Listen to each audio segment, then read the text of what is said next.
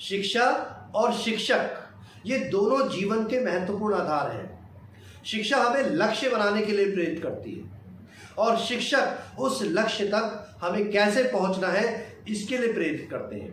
नमस्कार, मैं राजीव मल्होत्रा विचार बनाए जिंदगी में एक शिक्षक के रूप में आपके सामने प्रस्तुत हूं।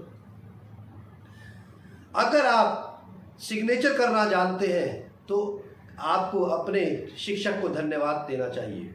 अगर आप पढ़ना जानते हैं तो अपने शिक्षक को धन्यवाद देना चाहिए। अंगूठे से लेकर सिग्नेचर तक की यात्रा का जो योगदान है वो आपके शिक्षक का ही है। एक लड़की जो 9 साल में जिसकी शादी हो जाती है और उसको पढ़ने लिखने का बहुत शौक था, उसको पढ़ने लिखने का शौक था, पर शादी के बाद उसको अधिकार नहीं था कि वो पढ़ाई पूरी करे, पढ़ाई आगे करे। एक दिन उसके पिता ने उसको किताब पढ़ते हुए देख लिया तो उसने मना कर दिया पिता ने कि हमें पढ़ने का अधिकार नहीं।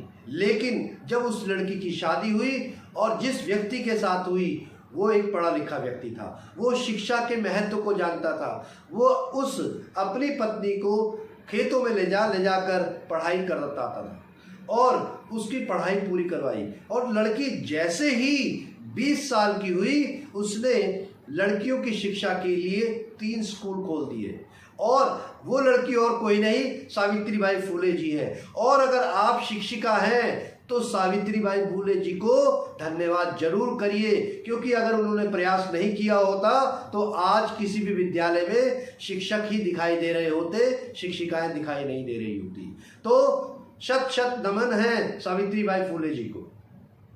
इतिहास में ऐसे भी शिक्षक हुए जिन्होंने अपना सरनेम देकर एक बालक को शिक्षा ग्रहण करवाई और वो बालक इतिहास में ऐसी छाप छोड़ जाता है जो कि फादर ऑफ कॉन्स्टिट्यूशन के नाम से जाना जाता है। बिल्कुल ठीक समझ रहे हैं आप। B.R. अम्बेडकर जी को, उनको अम्बेडकर का सरनेम एक शिक्षक ने ही दिया था। और आज आप जानते हैं कि भारत के सर्वोच्च संविधान का निर्माण करने वाले B.R. अम्बेडकर जी ही हैं।